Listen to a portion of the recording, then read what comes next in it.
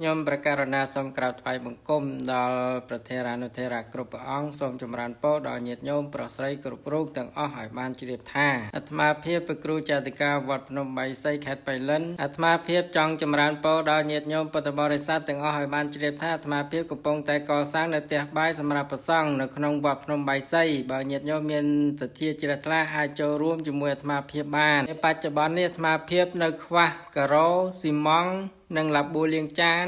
ចង្ក្រានហ្គាសបើញាតិញោមមានសទ្ធាជ្រះថ្លាអាចចូលរួមជាមួយអាត្មាភាពតិចក្តីច្រើនក្តីតាមកម្លាំងសទ្ធារបស់ពុទ្ធបរិស័ទទាំងអស់គ្នាហើយសប្តាហ៍ថ្ងៃនេះប្រទេសរបស់យើងកំពុងតែជួបបញ្ហាសង្គ្រាមជាមួយនឹងចៅសៀមឈ្លានពានទឹកដីរបស់យើងធ្វើឲ្យញាតិញោមពុទ្ធបរិស័ទទាំងអស់គ្នារត់ភៀសខ្លួនភៀសសឹកតាមទីវត្តអារាមផ្សេងធ្វើឲ្យផ្ទះសម្បែងរបស់ញាតិញោមពុទ្ធបរិស័ទទុកចោលចំណែកអាត្មាភាពមានតែពាក្យថាសោកស្ដាយសំណោះអាណិតដល់ញោមជនភៀសសឹកដែលរត់ភៀសខ្លួនរត់ចោលផ្ទះសម្បែងដោយរងគ្រោះដោយចោលឈ្លានពានសត្រូវគឺ